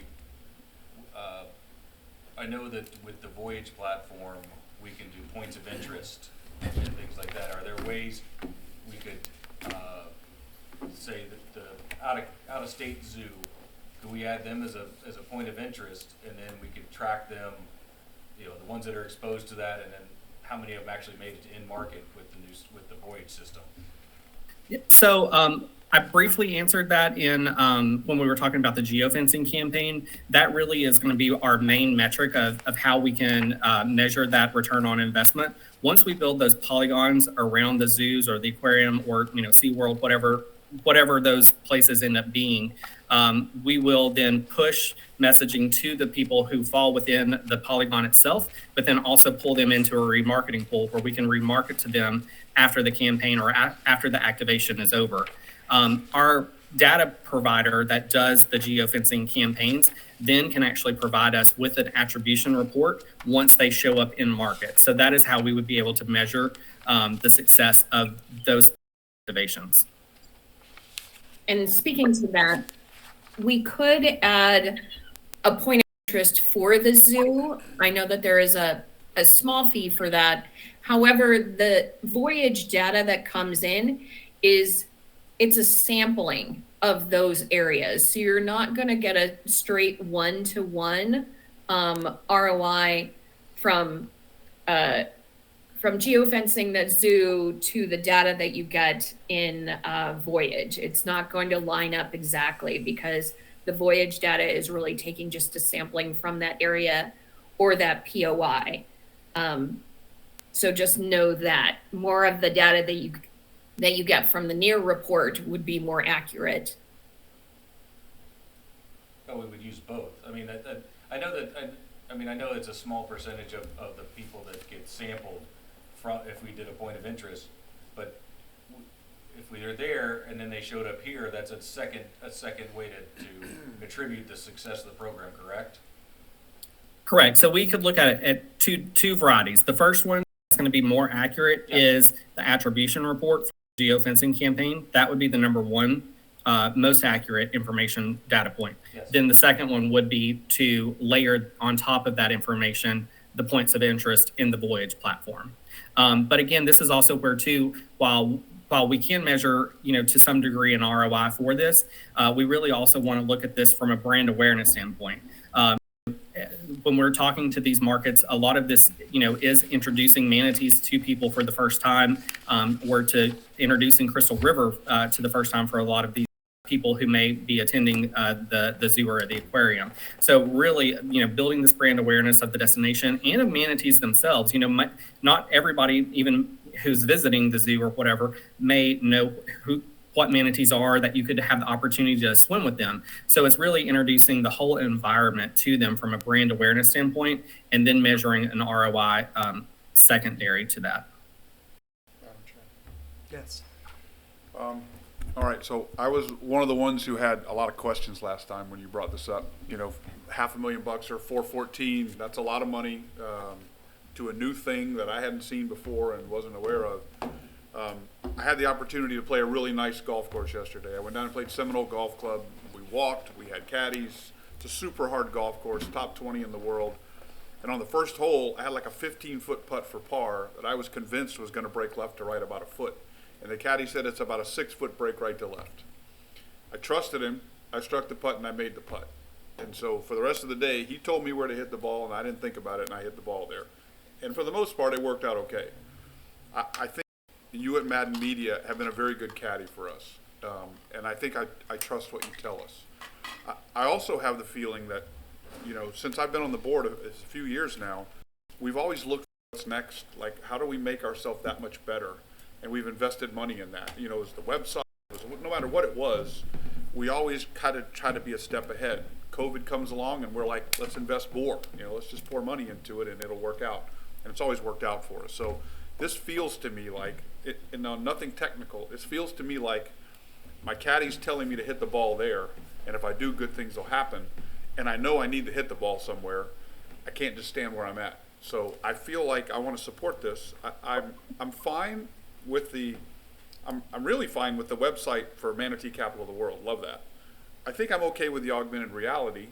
I'm a little iffy on the destination branding kind of things, what the direct return on that is, but I'm willing to take a shot with you guys because you've been good to us so far. So I think that's how I feel about it. Well, we definitely appreciate that, and thank you for continued support. We do feel like this would be a very successful campaign, as well as an award-winning campaign. We definitely could envision this as something that is a leading driver in the travel space. That is something that would be recognized by other destinations. That Crystal River was one of the first ones to do this. Also eco-friendly, sustainability travel, those are all very hot topics right now. So this would continue to position Discover Crystal River as that leading organization, and have an award-winning campaign to go with it. Between that and the activations itself, the media support, just having this access to augmented reality and all the variety of things that we can do with it, having the ability to share it to those international tour operators who may not have been to Crystal River before. It's really just another way to get to experience the destination and get them excited and really, show them how the destination can, to start bringing groups, to start bringing larger, organizations to Crystal River, and having more riders familiar with the area. I really think that this has a lot of legs to stand on across a variety of different platforms. I should add too that part of the RFP for the zoos is going to include having them promote these activations on their social channels and through their media outlets. So we're going to get a lot for the money, and we're going to get a lot of exposure in these different locations wherever we choose to end up. And I think the PR value of what we're doing, both as the augmented reality and the sustainability partnering together with the destination, I think will be huge in its PR value alone. TJ, when does the clock start on the $36,000? on the hosting, when does that clock start? That would be once the augmented reality is live. Because it's basically the holding site for where those impressions or those views would come from. So once it's fully developed and ready to go, then that hosting would be. So we have a full year with it. Yeah, no, would be I lost. get all that. I'm on the fiscal page now of if we do it, I'm making sure that we get as much out of it before I have to find another $36,000. Yeah. I'm trying to maximize the length of time before, like I said, so it becomes a budget item. Like if it didn't start till October 1, because that's the time it takes to build the AR, then we get, then there's essentially more time, and I don't have to come up with money, Yes. extra money next fiscal year. Does that Yep, make sense? that's- Because we're in the middle Yep. of budget planning, and I'm trying to make sure that, we get as many months as possible. I know it says 12, but I always try to get more. But Right, and but we're ideally looking at a November, December sort of launch for the AR with the zoo activation. So looking to have the AR complete by November as a goal to really capture the maximum number of visitors that end up at each of these zoos. For example, Cincinnati mentioned that Zoo Lights is their biggest event all year long. And so that's when they would want to position us in the destination to really capture as many of those visitors at one time as we could. So we're really looking at that timing, which is ideal for us to also capture those visitors that might come for manatee season. But so in theory, John, the kind of net would be like November through November. Right. So yeah, that gives me time to. That means I don't have to find any this year. Correct. Like for the 23 cycle, I wouldn't have to find an extra 12 grand or whatever to get through. Okay. Correct. So it'd be 150 this year in this current budget cycle for the Well, augmented reality development. Yeah, that would start now, and then we still would allocate the 36, but in terms of fiscal years, it crosses over, so that's actually better. And the zoos would be in the next fiscal year. Well, with the special projects, it doesn't. Those are one-time costs. Okay, so it doesn't matter. Not really, but yeah, I was thinking if it's as great as we hope, then we would want to try to keep it open. Sure. And that's the 36. Yeah, that's the annual server cost to keep the portal open. So that's what I was trying to envision, making sure that it wasn't going to cost us extra right now. Yes. That I would have to find, like I said, another 12 grand or whatever to get us through the end of the fiscal. So I have a question. Mm-hmm. First off, I want to concur with, and I know you guys can't see us, this is Holly Davis.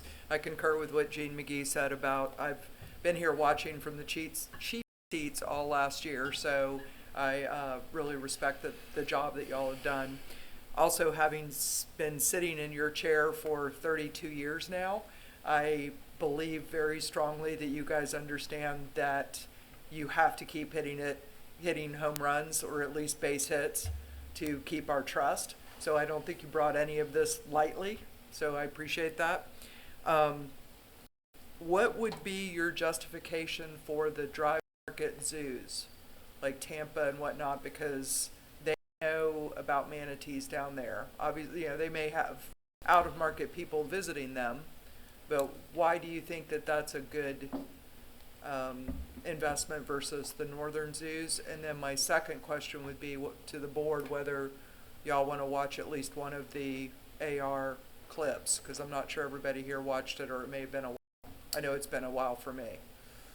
So on the in-market zoos and aquariums, these were ones that we do want to, at least explore those opportunities with and see what their RFP process would come back. We do plan on RFPing anywhere between 8 and 15 different zoos, aquariums, and attractions to see which ones are going to be the best, give us the best and the most bang for our buck.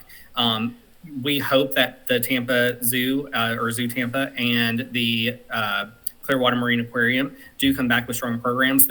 For example, the Clearwater Marine Aquarium, already has a strong and existing relationship with the plantation. And so that coupled with the fact that the Tampa market still is one of the strongest performing markets for Discover Crystal River, we do believe that there is that need for it there. And as you also mentioned, there will be out of town visitors. Those are attractions in itself, in the Tampa region, where a lot of visitors from all over the world and all over the U.S. are coming. So it's still getting that brand message out there, not just from the locals that might live in Tampa and visiting the zoo, but for all of the visitors that are coming in, kind of piggybacking on the support already being dedicated from Visit Tampa Bay, getting those people to come to those attractions. So it really is a benefit to have that aspect there. But at the end of the day, like I said, we do plan on RFPing anywhere between 8 and 15 different places to see who would give us the best bang for the buck. And that's a learning opportunity too. So if one of the northern zoos outperforms Tampa 10-1, then we'll look to either do another event up there, or maybe a different northern zoo or whatnot. So totally understand the data collection. Absolutely. And when we do our RFP process, we will be looking at the voyage data, that's in the voyage platform as well. So for example, I know we've mentioned Cincinnati and Columbus, and we're not just, even though that they have leading manatee conservation programs, we're not just saying that and picking that because of that reason. They go up as the number 3 most visited state for Discover Crystal River from the data. So again, we're trying to make strategic recommendations and strategic picks, and our RFP process would also follow that data as well. Okay. Board, questions, comments? A couple questions, couple comments. What do you see can you project the cost of maintaining the database of content creation after the initial push going forward? Will we need an extra X number of dollars to keep the video or the recordings up and fresh, and how much would that be? So in a typical annual plan, we usually have content creation in our annual marketing plan anyway. So I'm not anticipating anything extra that we wouldn't normally do in our marketing plan for next fiscal year anyway. The only thing that could potentially be extra, which we're not quite into our media planning yet for next fiscal year, would be if we wanted to look at the IMAX or 3D theaters. That would be a media placement, but we would have that film, that footage already created from the augmented reality portal. So from the production standpoint, it wouldn't cost as much, but from a media standpoint, that could be a media tactic that we include in our plan for next year. I believe that in the current plan, we have about $18,700 in ongoing content creation support. Good, just want to make sure. And then secondly, just plant a seed to your point, Madam Chair. 75, Atlanta, Chattanooga, with major aquariums.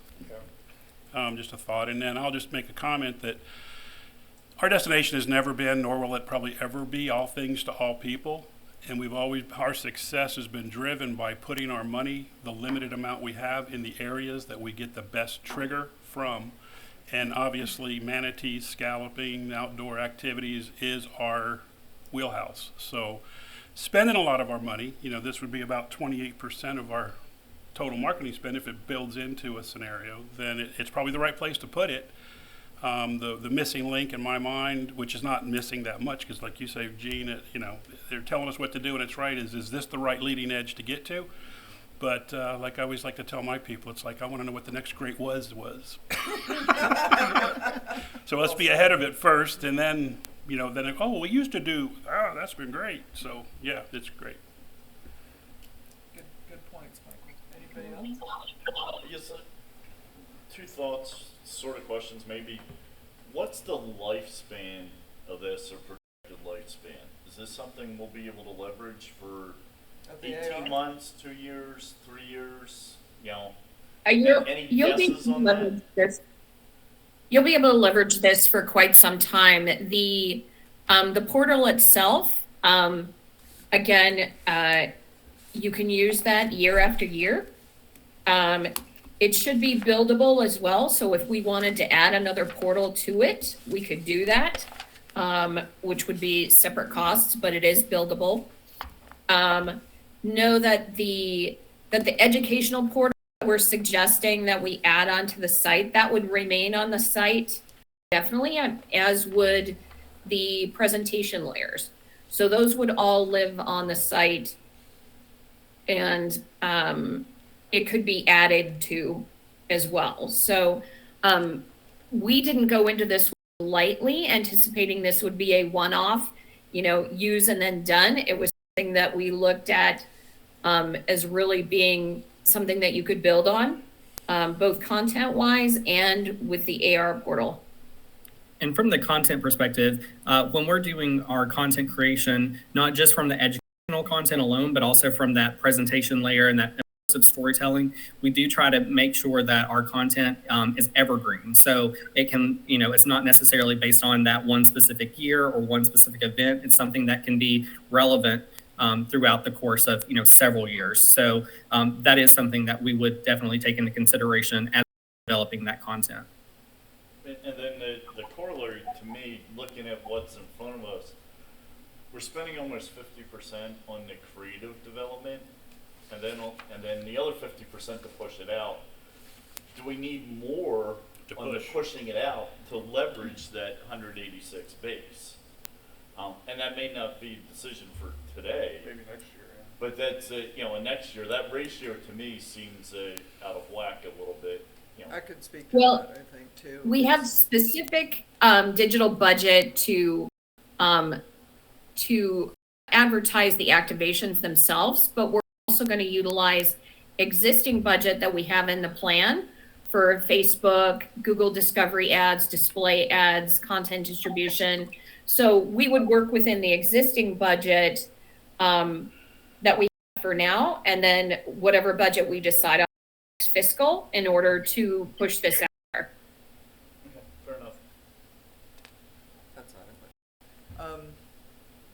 So on the educational component, that is going to very much set up Citrus County as being a environmental, ecologically responsible community, correct? Absolutely. For, to be very much the counterpoint to all the dying manatees on the East Coast. Okay, good. That also dovetails very nicely with where the strategic plan for the county is going as well. So it's all coming together nicely. And I was just to other point to the media, I would say that we got to see how well this works, and I think we can definitely look in year 2 and 3 and 4 to continue leveraging if it's successful as we all hope. Right. But then I think for John, future budgets, he needs to plan on right. that hosting cost for the next few years. That's how long it lives, is how long we pay $36,000 a year. Right. Well, $3,000 a month. 36 is today's dollars, Well, it's yeah, 50 that's next. How many heads the invest question for $3,000 a month? The length of its life is how often we renew that. Yeah. Right. But Would everybody like to see one of the? Yes. Can you please show us at least one of your favorite links to the AR examples? I watched them all. I did my homework. They were awesome. I don't think that it'll work. We tried to do that last time, and the But streaming we could do video. it here after we get really- off, then maybe. Yeah. Okay. I don't know if one of the team members there could pull it up directly. yeah. Yeah. Yeah, keep talking while I type. All right, just give us 1 Does second. anybody have any other questions? Just from a strictly commercial, I'm just buying time here. I'm the warm-up act. Is there a way to take this same technology? This is educational oriented. We're going after, marinas or, music, whatever, aquariums and such. Can we use the same technology to push more specific things like scalloping season or fishing trips or event planning or all those things as we move forward with this? DAR portion or? I was looking for that. DAR. Augmented The reality AR, yes. portion. The augmented reality scenario, can I- we use that Say as? augmented reality. I said the exact there you same go. thing. We're So doing that- manatees. Charles did but it. Can you That's imagine what- how cool Charles it would did be to do scallop Right, like that's that? what I'm wondering. Because So- those little boogers swimming away from I don't know you, if we can that's get what- the educational Charles- tie into scouting. Charles found the but- Wienermobile. That's the one I was going to bring up. All right, here we go.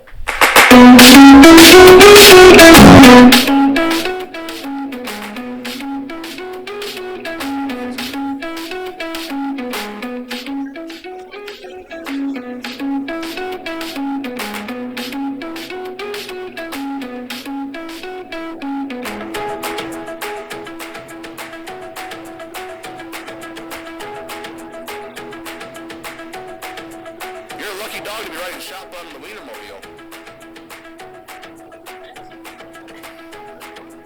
Who knew Anthony had his own?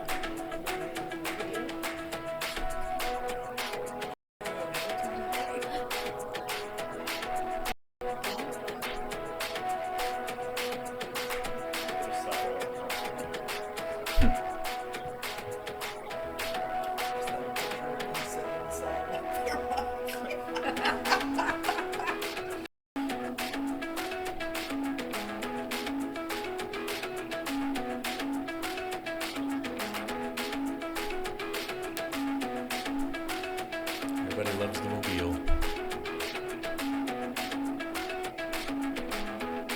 The road up ahead's pretty curvy. Good thing this Wienermobile is pretty aerodynamic. I don't see that this is anything like what. Immersing, there we go, now we're immersing. We're augmenting. Is this one that Gravity Jack did? Yeah. Okay, there we go. What a wonderful view. How much do you pay There the were guy? better ones that I saw that were in the back. How much do you pay the guy that stands on top of the Wienermobile? So, I didn't know Anthony had his own car. Wow, too old, I guess. so there's that. Sorry, I said deck again. Yeah. You've said it about 10 times. Okay, so yeah, we're done with the video. Off the list. Still a great idea. Yeah. I'll send Lauren back. So I believe I heard a question about could we do this for scalloping season? So if we wanted to look at, maybe next year adding another portal for scalloping, that definitely could be something that we add into the virtual augmented reality platform to continue to enhance it and make sure that it stays relevant and fresh year after year. Cool. Good to know. And bicycling, Thing. airboating. I want to throw this out here. I was going to do it like kind of if I had anything to add at the end of the meeting, but it seems to be pertinent. Did anybody see that Orlando announced yesterday that they are combining forces between Visit Orlando and the Orlando Economic Partnership, and they are going to co-brand Orlando. They're going to work together. And this is Visit Orlando and the Orlando Economic Partnership said they will combine forces to showcase the city as a destination for tourism, business, and meetings. The new branding drives home the idea that Orlando is unbelievably real. The branding plan will be aimed at tourists, meeting planners, conventioneers, business location specialists, site selectors, business owners, and company CEOs. They're going to spend $23 million on it. So That it, makes perfect sense. so it occurs to me that we have a little void in economic development here now, and we're about to invest in a pretty big weapon to use for tourism, that we might be able to expand that out into economic development, maybe get a little money from the county to help us, or certainly leverage money. But it does seem to make a lot of sense to me that, we want tourism. One benefit of tourism is people and businesses relocate here because they visit here. So it kind of makes sense to me that we explore something like that. We're the postcard for business development. Right? Yeah. Right? Tampa Bay's already done something similar. Have they? The economic stuff, it mirrors the Bureau's color scheme with in their pirate logo and things. I think Madden even did some of the video for that, or the website, correct? That is correct for Make It Tampa Bay. Yes. Yep. I mean, So What is it? same different scale, but it's the same idea. They don't have much budget. yeah. Yeah, It would be. Yeah, they have nothing. Because there's no business, so there's nobody giving Yeah, them. yeah. Well, maybe we're But gonna you have know to what we front need it it. for them Yeah. then. We have to front the Yeah, expenditure. we may have that backwards, Gene. Yeah, They'll be coming to us for money. Yes, Yes. okay, yeah, well. I tried to pitch that but we before. can include them. Couldn't do it for 20. Yeah, I mean, we'll have the tool though, and to Yes. create some content, maybe they just, you know, the county has to pay for some content to be created using this tool, AR and deck and all that stuff, and, you know, then it could help. Just trying to, another justification to do this, that's all. You know, I've been pushing all that, but I'm gonna possibly need to wait till November.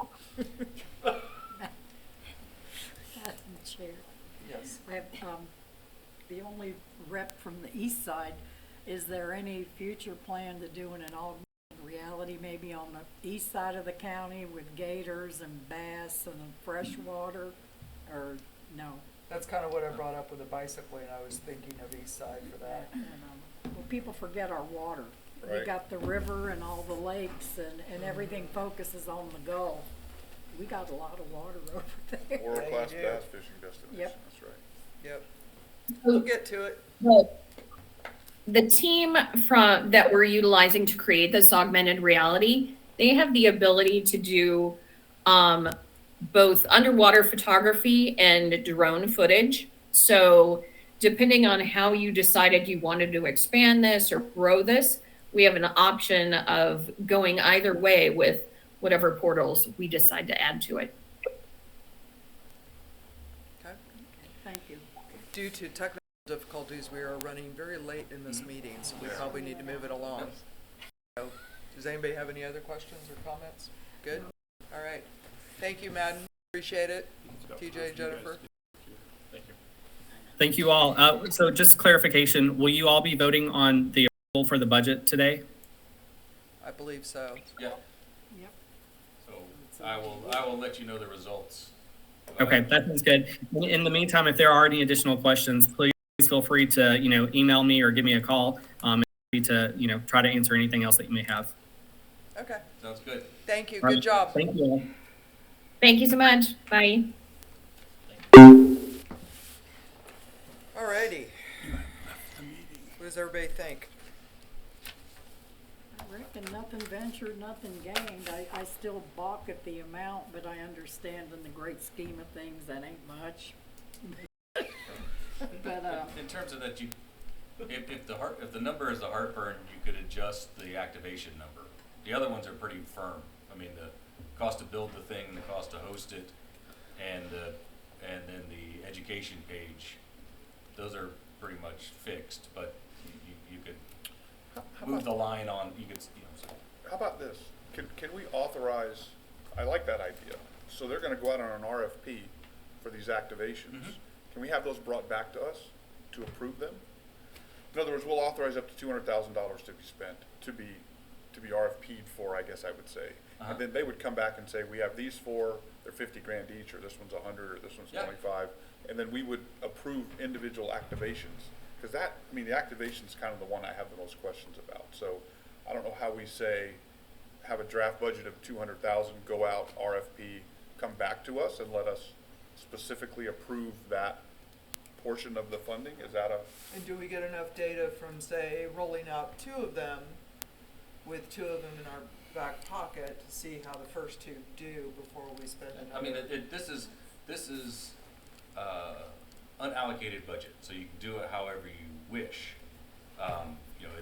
The special projects fund is all budgeted, so we can spend it however you see it. It's not line item that way, like the rest of the budget that we're gonna go over in a minute. So you could have them say, we want to see all the proposals you come back, and then we'll pick.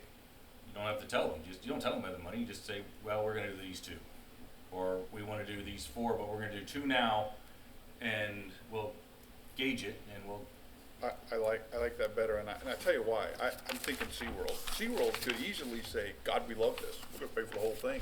Plus, we're going to put us on our social channels, and we're going to blow it up, and you guys just bring your content and let's go. Or they could say, yeah, $500,000 we'll let you in our park because we think you'll steal our visitors. I don't know what they're going to say. Right. So let's look at RFP. I like that. Leave the funding open. We may want to spend $300,000 to point. We may want to put more Right, I out mean- there or less, depending on what they come back with. Right. So we can, so looking for a motion to approve augmented reality, not AR, but augmented Thank reality. you. For us slow learners. It's okay, I called it alternative yesterday, I think, on the dais, so there you go, I can't trust me with a microphone. So, looking for a motion on the augmented reality portion, the production, with the understanding that we will also have 36,000 in hosting, addition to the 150. And then, As well as also the education page. the 28.5 for the education page. Should we make it two motions? One for the development and one for the spend? On how Well, it's that's why I just stopped, I didn't do, I didn't. These are expenditures Gotcha. right now that you would be making with this motion. That we're approving right now, Right. and then. And then the other thing is a cloud of expenditure that we don't know what we're gonna spend yet. And I'm It's not not a even sure hard that number needs to be yet. a vote, it could be a direction to staff. If we did the second motion about your RFP plan is not a hard number. It's just we wanna see the RFPs and we'll tell you how many we like, cause we'll see the number and, you know, yeah, like you said, they may come in low and you can do 6. Who knows? So at the risk of encroaching on the mademoiselles of motions, It's okay. That's hilarious. I will Well make, played, Gene. I will make a motion that we accept the recommendation on the development of the augmented reality platform and the, ongoing payment for the database or the database of content and the creation of the library manatee capital of the world library expenditure. And that's my motion. Did you just say library? I did. Don't go Why there. are you saying library? I don't know. I don't know why it's in my head that it's a, whatever the manatee capital of the world expenditure was. I like that. Any of the men wanna second that, just to mix things up? I'll second it. There we go. Stolen our thunder. All right, Sorry. That's okay. any further discussion? All those in favor? Aye. Opposed? Motion carries unanimously. I would- Right, I let's- would let's then crank make a out the second motion So so I we can would- move on. So now the men of motions will make the second motion.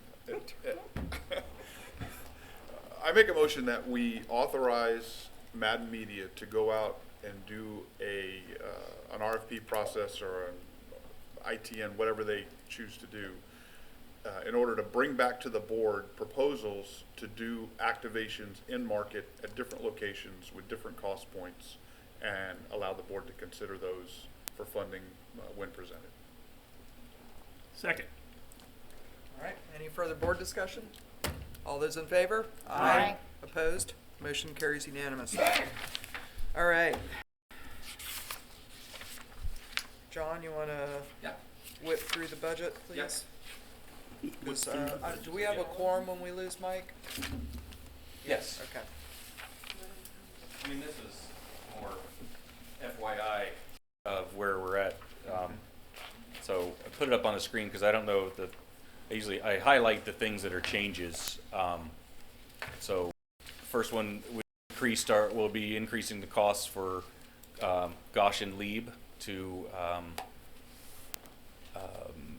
since we added money to Lieb this year, we're already building that in.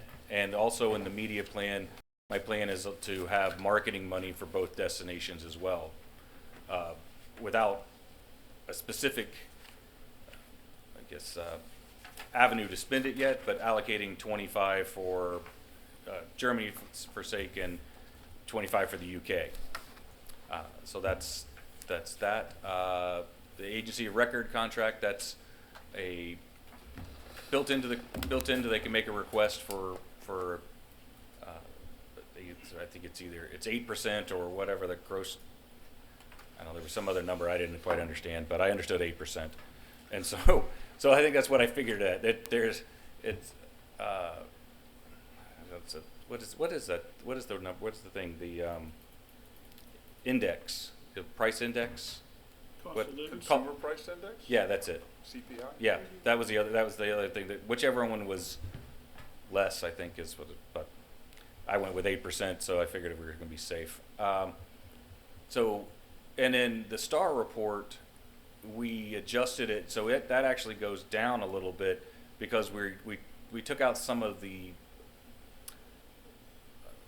competitive set that don't make sense anymore.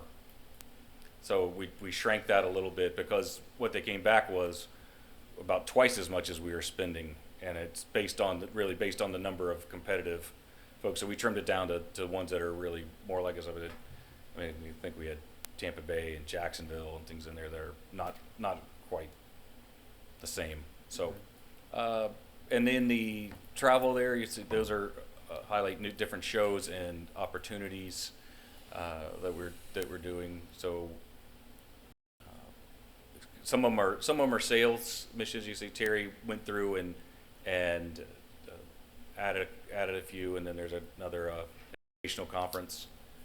It's a slight increase from last year's number, but not significant. So, all right, keep scrolling, Kelly, please. These are all fixed costs that don't change. So you can stop right there, because as we talked about in the CCA, the Star Tournament, that stays the same, but in the third year is when we host the event, and so in 2 fiscal years from now, that'll go up. There you see the media plan number. That represents an increase over where we started last year of about $70,000. I think we started at 488, and they manage the fishing show there. They manage as well, so that's as a pass through, because with the contracts and things, it's easier for them to just handle that for us. Trade show opportunities, the Brand USA Travel Week is an addition. That's the one that we brought forward earlier.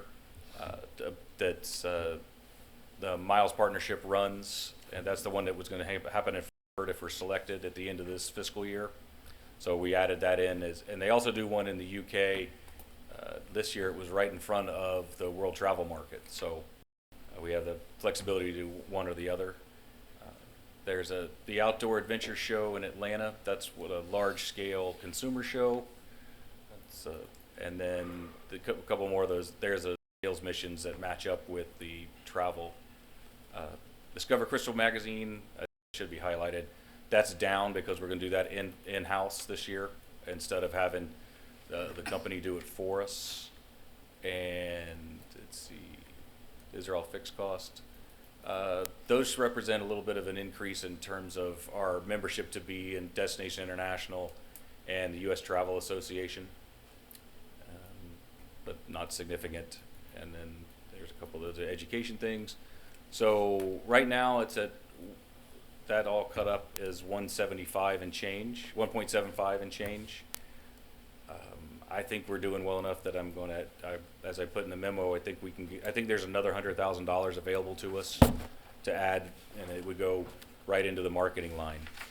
I think everything else is in good shape when I cut it up. So that was based on a real conservative.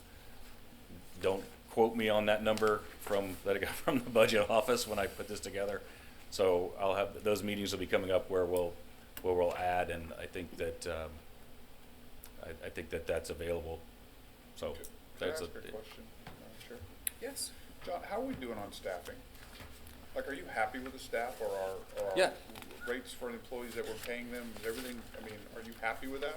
I mean, workforce is the #1 issue with any person I talk to today, so I want to make sure that. I have no idea what you're talking about at the county. Right. No. So anyway, I'm curious. Our little home here, No, I think the slots are correct. I think we have the right number of slots. Okay. So I do have right now. Jody's been acting as in Miles' position, so I have that to do as well as then the other position. But I think we're in good shape. I think my idea is the position that Jody technically holds, permanently. That could be more of that one may revolve. As a new person, I can take a chance on somebody that's got the right energy without the experience and help them.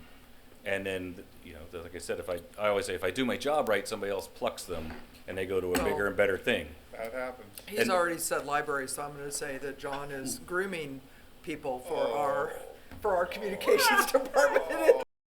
Yeah, we have been a garden. We have been a garden for the BOCC communications department. We'll say that. So. Right. Okay, I'm just checking. Yeah, no, yes, I would like flexibility on, you know, because I didn't use the card often. We are different than the other parts of the county, but I understand that we are part of the county. So there's sometimes some resistance on certain things, and I understand because it is I'm not an elected where I get a pot and I can cut it up however I really wish. So, but I do want, you know, I've been lucky and I've had some flexibility. I like a little bit more on the hiring thing, but in terms of the starting number. But I think overall we're in good shape. I think, you know, the staff, everybody that I work with is great and they're happy. We're lucky. Right, Kelly? I was going to say, I think there was a concern because we're the only two here. Like, where'd everybody go? Well, What's going Part on? of the reason I asked was that, and Randy's not here, so. So where's Terry? The reality, Terry's in Miami at the Insider Fishing Report filming. Jody's getting married this weekend. Oh, wow. And Christina has had a family emergency. So that's why it's short staffed today. So kind of a parting question. Sure. And I haven't given it thought yet. The DEMA show isn't in Orlando this November. It slipped off because they've been canceling on virtual for a few years. I didn't know if you looked into it, considered it, or, you know. I think considered it but scrapped it. I think that's where we fell. I mean, when Terry and I discussed it about, you know, benefit of the shows, that one was. There were other places we would put that money to be better effort. Okay. It was considered, that's all. Yeah, no, yeah, we looked at it and it's just something that's one that moved on from. Okay. Bye-bye. Okay, I'm good. So Mike, I'm not even sure, was I supposed to be on that call? I'll have to look. so we're at it. So yeah, there it is tentatively, as you can see, when I turned it in. But I'm gonna really push for that extra money. I think we have it, and I don't think it'll give heartburn to anybody. How much is the 1.7 compared to last year's request? It's about 200 more than we started with last year. I think last year we started at 155. I still remember. Yeah. So as you remember, I took half of the difference that we had from collection of 20 to collection of 21. Right. So that's where like I said, That's conservative. yeah. Yep, being conservative. So I think we can, but like I said, I think that extra 100 is very doable. Okay. I think And it I'll looks good. fight to Does get it. anybody have any comments, questions, concerns? Jackie? I'd like to make a motion to approve with the additional $100,000. Okay. Second? Any further board discussion? All those in favor? Aye. Opposed? Alrighty, motion carries unanimously. Carry on. I think we'll just cover the numbers so much. Public relations or? Yeah, the PR updates, I provided that. That's what we've got. It's pretty extensive right now. We've got good feedback from from Hayworth. There's also the German from Lieb they really provided quite a bit that they've been working on, because we gave them the marketing budget as opposed to just working on the trade show for us this year. So there's quite a bit more in there this time. I did receive from it's Undiscover Florida. We were on the top of the fold of their e-newsletter, which was part of a package that we purchased. But there was here, and then there was the manatee picture. So the first thing you saw on that e-newsletter was us. So that was another bonus. Our fam trips are moving up. We're getting more. It's starting to pick up a little bit. Jody's been very busy. as is Terry on that side. IPW will be coming up in June, yes, over in Orlando. So Jody and Terry will be taking care of that for us, meeting with trade operators and media. So that's good. Keep going. Oh, I can drive now. I got this clicker here. So there you see quickly we'll go through these. 83% on occupancy for March. And you see our ADR is up $35. Wow. You're welcome. Yes. Appreciate all the help. But you can see that everybody has rebounded. If you look at our set there, everybody had a great month. And honestly, we weren't really sucking last year either, so I mean. No. Not really. No, but that's That's amazing. So yeah, that's a strong one followed by another one, and then here we got year to date. So we're definitely ahead again, and that leads us to this slide, which you see and I got the math right this time. So we're almost 44% ahead of last year's rate, which was best ever. Right. So, Wow. We're in the stratosphere now. yeah, so like I said, This is crazy. I'm happy to be wrong that my prediction that some point this is going to end Right. is continuing. I'm continuing to be wrong, Right. and that's a good thing to be wrong about, is winning. Right. So you see our capital reserve there. We have sizable, and so I expect those numbers will invite inquiries about how that can be spent. So that's generally the way it happens when it gets to a sizable number like that we'll get some requests. So luckily we have the paperwork in place for really large requests and the more traditional capital ones we've seen. So I expect to see those coming in probably the next few months. With somebody will be asking those questions.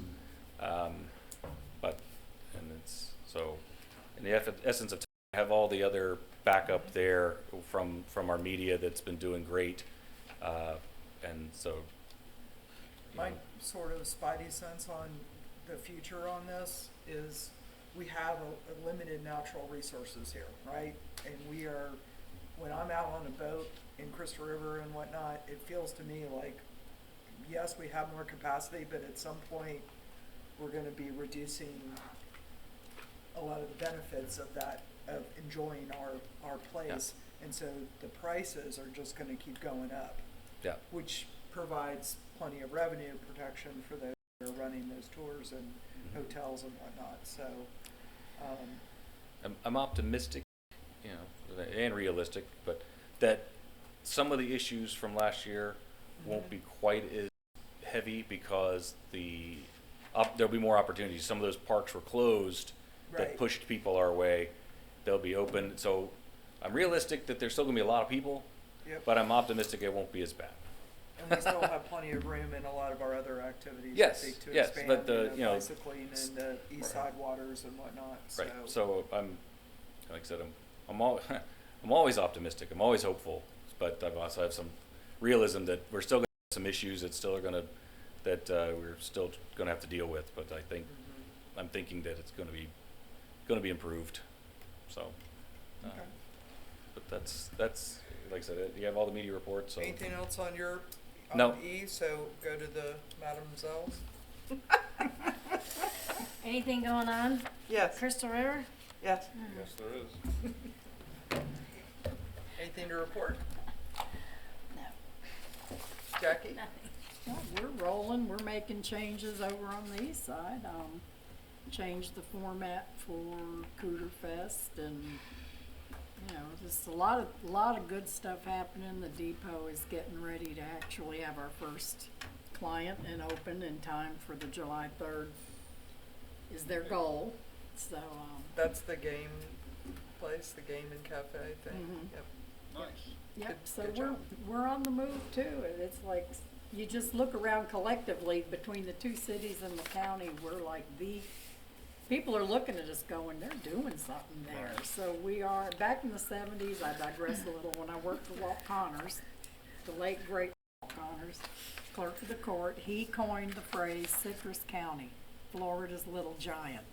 And we all wore buttons that said that when you came into the clerk's office, and it's proven out 40-some years later to be true. Reminds me, I need to speak to both of you after the meeting very briefly, but, anything else? No.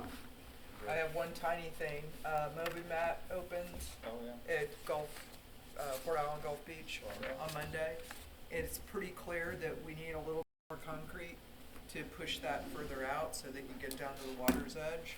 And he's probably going to be coming to us for a little tiny capital improvement jump in, so, you know, to put some in that, so be thinking about it.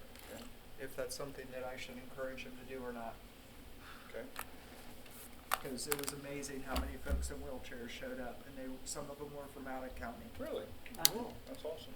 Yep, because most beaches are not accessible. It's true. So, just a thought. That's it. All right.